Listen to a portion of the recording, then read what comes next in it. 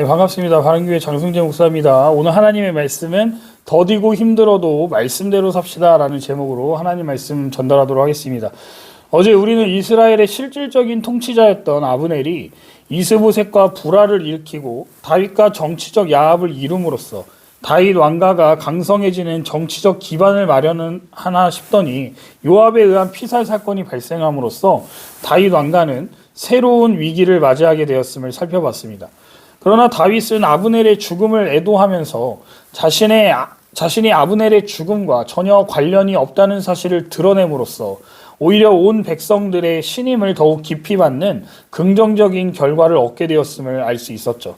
그런데 본장에서는 아브넬의 피살 사건에 이어서 이스보셋의 피살이란 또 다른 사건이 발생함을 보여주는데요.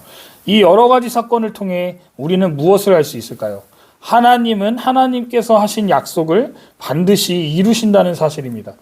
다윗이 사울을 여호와께 기름 부음 받은 자로 인정하며 그를 죽이지 않겠다고 선언했던 것은 결국 왕이 되지 않겠다는 말이나 다를 바가 없었습니다. 하지만 하나님은 당신의 섭리로 악인들을 사용하시고 다윗의 대적들을 차례로 제거하시고 다윗에게 이스라엘을 맡기심을 볼 수 있습니다. 아브넬이 죽자 사울 집안의 세력은 급격한 하락세를 보이기 시작합니다. 실권자가 죽었으니 당연한 일이었겠죠. 이후에 어찌되었든지 다윗의 입장에서는 자신이 북쪽을 차지하려면 죽어야 할 사람 중에 한 사람이 죽은 겁니다. 그동안 사울과 요나단이 죽었고 이제 아브넬도 죽었습니다. 남아있는 이스보셋만 제거된다면 더 이상 다윗이 이스라엘의 왕이 되는 것을 방해할 자는 없는 겁니다.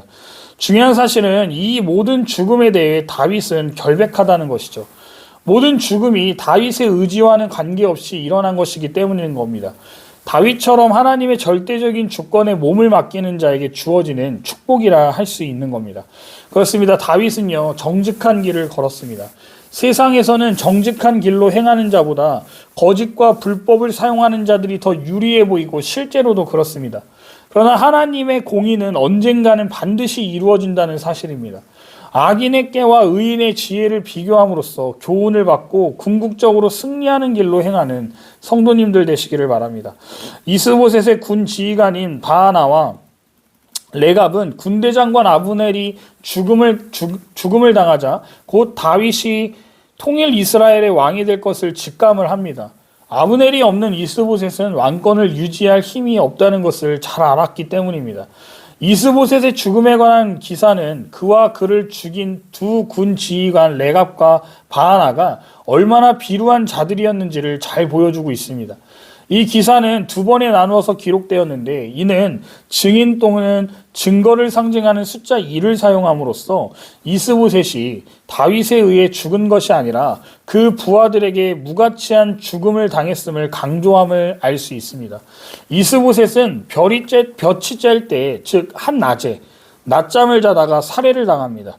레갑과 바하나는 그의 배를 찔러 죽인 후 그 머리를 베어 다윗에게 바쳤다라고 나옵니다. 그들은 사울 왕이 오랜 시간 다윗을 죽이려고 했으니까 다윗이 사울 왕에게 적개심을 품었을 것이라고 생각했던 겁니다. 그래서 사울의 아들 이스보셋을 죽인 자신들에게 상을 베풀 것이라고 착각한 겁니다.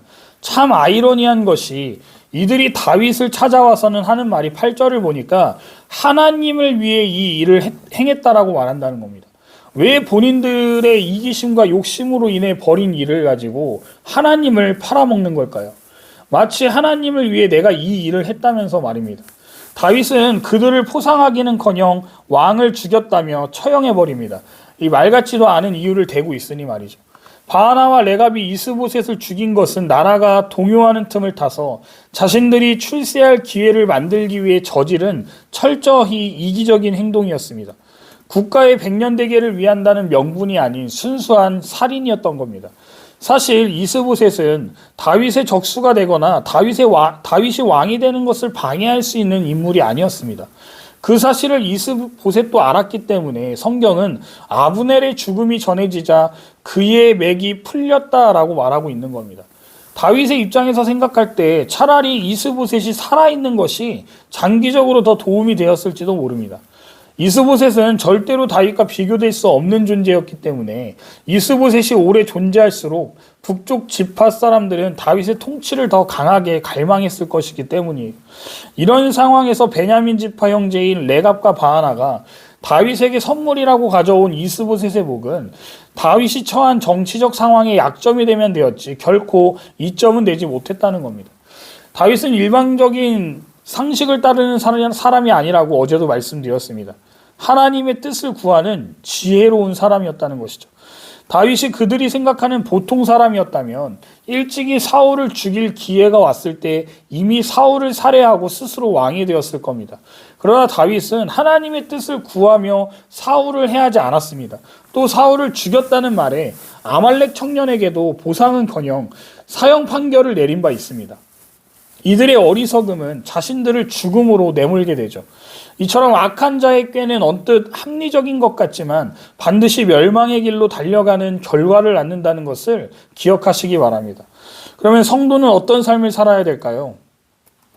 세상이 악하고 어리석은 꾀를 버리고 하나님의 지혜를 따라 생명의 길로 행해야 할 줄 믿습니다. 요즘 권호중 배우님을 다니엘 기도회에서 간증하는 내용을 들은 적이 있는데요. 세상의 방식을 버리고 하나님의 뜻에 따라 말씀을 따라 살고자 하는 믿음의 고백과 삶을 보게 되었습니다. 이 목사로서 부끄러움을 느낄 정도로 대단하다고 여겨지기까지 했는데요. 그런 삶이 우리에게도 필요하다는 겁니다. 다윗이 이스보셋을 죽인 자들을 우대했더라면 사울 왕가를 동경하는 백성들은 다윗에 대한 정치적 반감을 가질 수밖에 없었을 겁니다. 그리고 그 민심은 다윗 왕에게 부담으로 작용했을 겁니다. 그러나 다윗이 명분을 내세워 그들을 처단함으로써 사울 왕가를 추종하던 사람들의 마음까지 얻을 수 있었습니다. 다윗은 아브넬 장군이 죽었을 때와 마찬가지로 자신이 사울 왕가의 적대감이 없음을 보여줌으로써 백성의 민심을 자신에게 돌릴 수 있었던 것이죠.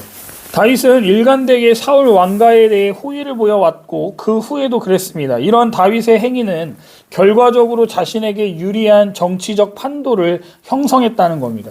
이건 다윗이 정치적인 계산으로 행동했다기보다는 세상의 지혜를 따르지 않고 하나님의 뜻과 지혜를 따라 행하는 경건한 자에게 하나님이 주신 복이라고 할 수 있습니다. 성도는 사사로운 꾀로 스스로 앞길을 열어가려는 어리석음을 버리고 오직 하나님의 말씀을 지켜 행함으로 하나님께 자신의 모든 것을 온전히 맡기는 지혜로운 길로 행해야 합니다. 그 길이 하나님이 보호하심과 복을 받아 형통케 되는 진리와 생명의 길이기 때문입니다. 다윗의 생애를 보면 사사로움을 포기하고 하나님의 법과 명분을 따라 행함으로 결과적으로는 유익을 얻는 것을 보게 됩니다. 항상 하나님의 존재를 의식했던 겁니다. 성도는 다윗과 같이 언제나 하나님의 뜻에 순종함으로 하나님이 내리시는 형통함의 복을 받아 누려야 될 줄 믿습니다.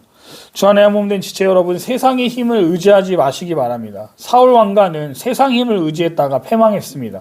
세상의 힘을 추구하는 나라는 반드시 자멸하고 말 겁니다. 기억하시기 바랍니다. 더뎌도 하나님의 뜻과 방법을 붙잡을 때 흔들리지 않는 인생으로 견고히 세워질 것이라는 겁니다. 이 사실을 믿고 하나님의 말씀대로 살기 위해 오늘도 살아가시는 저와 여러분들 되시기를 주님의 이름으로 축원드립니다.